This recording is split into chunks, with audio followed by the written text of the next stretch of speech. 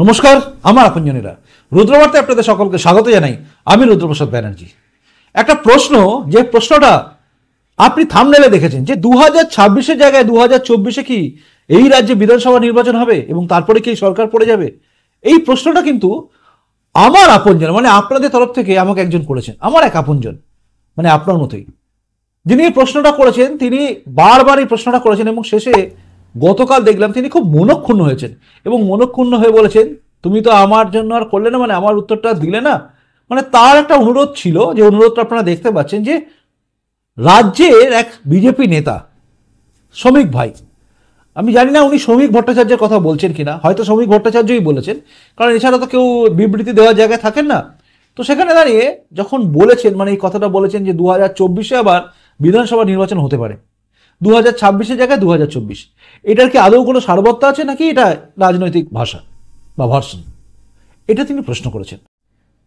এই প্রশ্নটার উত্তর কি হবে এটা আমি আপনাদের সামনে রাখছি, একদম রাজনৈতিক পর্যালোচনা করে পরিস্থিতি অনুযায়ী ভারতবর্ষের ইতিহাস, বর্তমান যে রাজনৈতিক দল চলছে সেটা, মানে রাজনৈতিক পরিস্থিতি, এনডিএ গভর্নমেন্ট এবং আগে বিজেপি সরকার, সবটা নিয়ে আমি বলছি আপনাদের। আপনার কাছে পরিষ্কার হয়ে যাবে, মানে আপনারা প্রত্যেকে যারা দেখছেন পরিষ্কার হয়ে যাবে যে এই রাজ্যে কি হতে পারে। 24-এ ইলেকশন হবে না, 2021-এ এখন আমাদের রাজ্যে বিধানসভা ইলেকশন হয়েছে, আপনারা সবাই জানেন। এরপরে নিয়ম অনুযায়ী 5 বছর পরে 2026-এ ইলেকশন আছে, অর্থাৎ বিধানসভা নির্বাচন, আর মাত্র 2 বছর। তার আগে কি নির্বাচন এগিয়ে আনা হবে? দেখুন, ভারতবর্ষে যে নতুন চিন্তাভাবনা করা হয়েছে তাতে হচ্ছে একটাই ওয়ান নেশন ওয়ান ইলেকশন হবে, মানে একটাই দেশ একবারই নির্বাচন হবে, সব রাজ্য বিধানসভা থেকে শুরু করে সবগুলো। কিন্তু সেটা করতে গেলে যে সময়টা লাগে সেটা এখন নয়। আর একটা প্রশ্ন আসে, যখন যদি এই রাজ্যে আবার কি নির্বাচন হবে, যদি লোকসভা নির্বাচন আবার এগিয়ে আসে, লোকসভা নির্বাচন কি করে এগিয়ে আসতে পারে, এটাও কিন্তু একটা বড় প্রশ্ন। 2024-এ লোকসভা নির্বাচন কি আবার হবে? এইটা হতে গেলে এনডিএ সরকার যেটা আছে সেটা পড়ে যাওয়া দরকার আছে, আর এনডিএ সরকার পড়বে বলে আমার মনে হচ্ছে না, কারণ যেভাবে চলছে তাতে এনডিএ সরকার পড়বে না। আর যদিও পড়ে তাতেও এই রাজ্যে বিধানসভা নির্বাচন কিন্তু হওয়ার জায়গায় নেই। অর্থাৎ লোকসভা নির্বাচন যদি এগিয়ে আসে, কোনো কারণে এনডিএ সরকার যদি পড়ে যায়, আবারও বলছি সম্ভাবনা নেই, তবুও যেহেতু ঠেকনা দেওয়া আছে এনডিএ গভর্নমেন্ট, এটা তো বিজেপি সরকার না যে থাকবেই, একদম এনডিএ গভর্নমেন্ট, মানে ঠেকনা দেওয়া সরকার। কে ঠেকনা খুলে দেবে, কখন পড়ে যাবে কোনো ঠিক নেই। এটা বাস্তব সত্যি, রাজনীতির পরিষ্কার কঠোর সত্যি কথা হচ্ছে এটাই। যে যাই বলুক, একটা পরিষ্কার সত্যি হচ্ছে নীতিশ কুমার পাল্টি মারবেন কিনা জানা যাচ্ছে না, চন্দ্রবাবু নাইডু পাল্টি মারবে কিনা জানা যাচ্ছে না, কারণ এদের রাজনীতির পাল্টি মারার ইতিহাস কিন্তু প্রচুর রয়েছে। তাই তারা পাল্টি মারতে পারবে না বা পারবেই না এটা বলা যায় না।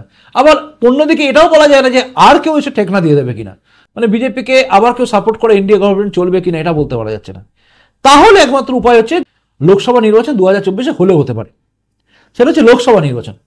কিন্তু বিধানসভা নির্বাচন লোকসভার সঙ্গে হয়ে যাবে এটা কিন্তু হবে না, কারণ ইমপ্লিমেন্টেশন হয়নি, যে ওয়ান নেশন ওয়ান ইলেকশন এটা ইমপ্লিমেন্টেশন হয়নি, কাজে এখন আর হবে না, এই দিক থেকে হবে না। তাহলে আরেকটা দিক পড়ে থাকে, সেটা হচ্ছে যদি এই রাজ্যে 356 ধারা জারি হয়ে যায়, মানে সরকার পড়ে যাওয়ার অবস্থায় চলে যায়, মানে 356 ধারা জারি করে সরকার ভেঙে দিয়ে রাষ্ট্রপতি শাসন হচ্ছে, সেই পরিস্থিতি কি এই রাজ্যে আছে, বা এটা কেন্দ্র সরকার জারি করতে পারে? দেখুন, ঠোঁট কাটা আইন, যেটা বলি পরিষ্কার কথা বলি, যখন বিজেপি সরকার ছিল, মানে এককভাবে বিজেপি সরকার ক্ষমতায় ছিল, যদিও এনডিএ গভর্নমেন্ট ছিল কিন্তু তবুও বিজেপির সংখ্যাগরিষ্ঠতা ছিল, বিজেপি সরকার বলা যেত তখন। মানে এখন যে সরকারটা চলছে কেন্দ্র সরকার, এটা কিন্তু এনডিএ গভর্নমেন্ট, এটা বিজেপি সরকার বলা যাবে না। কিন্তু তখন ছিল এনডিএ গভর্নমেন্ট হলেও বিজেপি সরকার বলা যেত, কারণ বিজেপি সংখ্যাগরিষ্ঠতা নিয়েছিল। একই কথা হয়তো দুবার বললাম। তখন বিজেপি ডিসিশন নিতে পারেনি, অর্থাৎ এই রাজ্যে 356 ধারা জারি করতে পারেনি। এবার আপনার মনের মধ্যে প্রশ্ন আসবে, তখন কি সেই পরিস্থিতি ছিল? ছিল। আপনারা যদি একটু খেয়াল করেন, 2021-এ 2014 ক্ষমতা এসছে, 2019-এ আরো বেশি ক্ষমতা নিয়ে বিজেপি ক্ষমতা এসেছিল, তারপরে 2021-এ এই রাজ্যে বহু বিজেপি কর্মীকে মারা হয়েছে, যেভাবে কচু কাটা হয়েছে অনেক জায়গায়, সেগুলো দেখলে পরে গা শিউর ওঠে। যেভাবে খুন হয়েছে, যেভাবে অত্যাচার করা হয়েছে, যেভাবে লুট তরাজ করা হয়েছে, যেভাবে বহু মানুষকে লুট তরাজ করে শেষ করা হয়েছে, নিঃস্ব করা হয়েছে। তারপরে এই রাজ্যে রাষ্ট্রপতি শাসন জারি করার জায়গা ছিল, কিন্তু 56 ইঞ্চি ছাতি থাকা নরেন্দ্র মোদী কিন্তু এই রাজ্যে 356 ধারা জারি করতে পারেননি, এমনকি 355 ধারা জারি করতেও পারেননি, অর্থাৎ করতে পারেননি বা করেননি। তখন যখন করেননি, এখন সেই পরিস্থিতি নেই।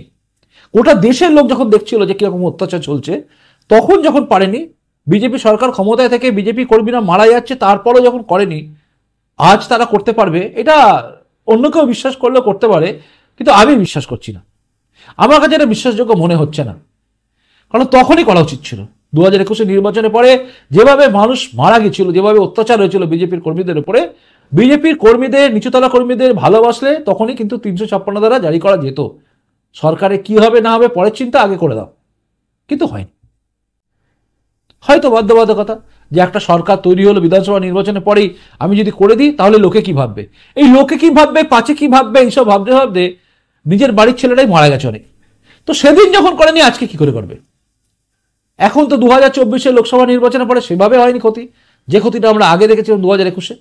এখন তৃণমূল কর্মীরা ধীরে ধীরে মারছে, মানে মারছে, এখন চারিদিকে অত্যাচার চলছে, কিন্তু একটা চাপা সন্ত্রাস চলছে। প্রকাশ্যে রেড়ে করে তেড়ে গিয়ে মারধর করা, কেটে দেওয়া, মহিলাদের শ্লীলতাহানি করা, এটা এখন হচ্ছে না, মানে চোখের সামনে দেখা যাচ্ছে না, ধীরে ধীরে হচ্ছে।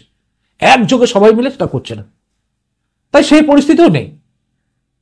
অর্থাৎ 356 ধারা জারি হবে না। আরে 355 ধারা জারি করার জায়গায় যদি বিজেপি সরকার না থাকে, মানে আগে যখন ছিল, এনডিএ সরকার এসে কি করবে? উত্তর হচ্ছে হবে না।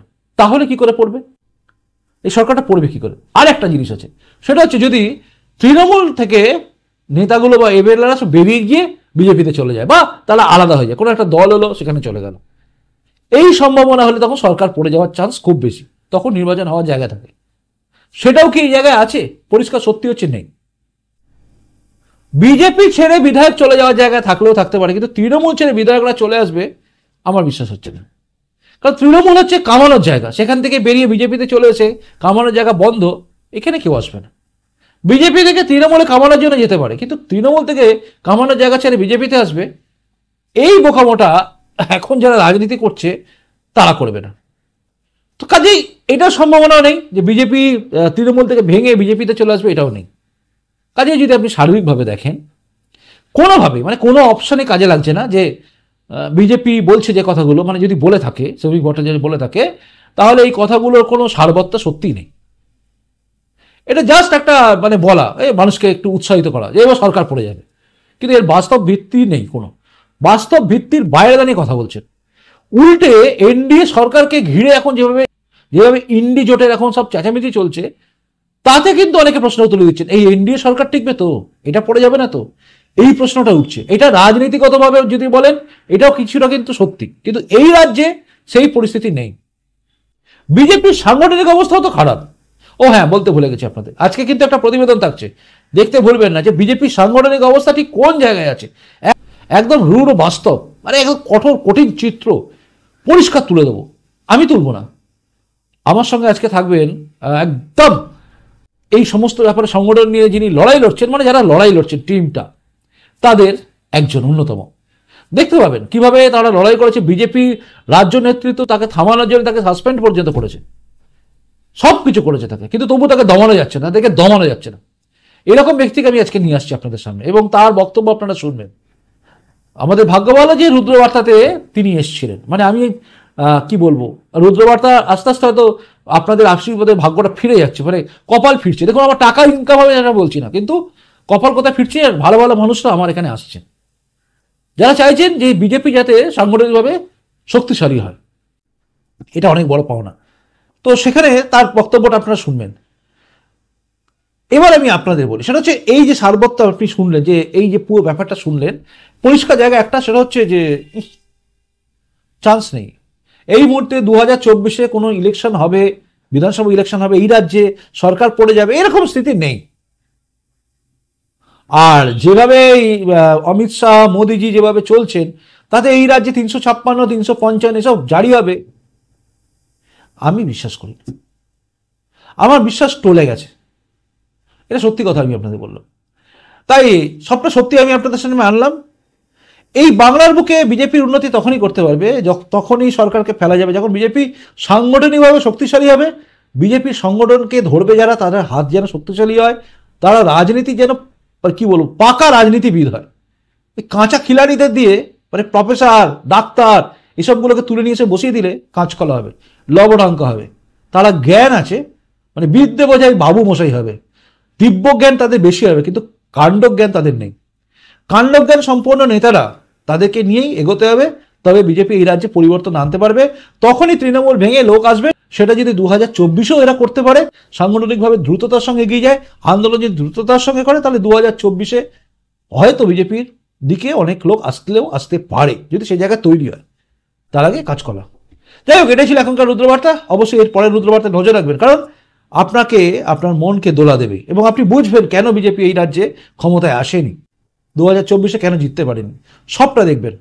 চলুন আসি এখনকার মতো। নমস্কার, বন্দে মাতরম, ভারত মাতা জয় হোক, জয় হিন্দ।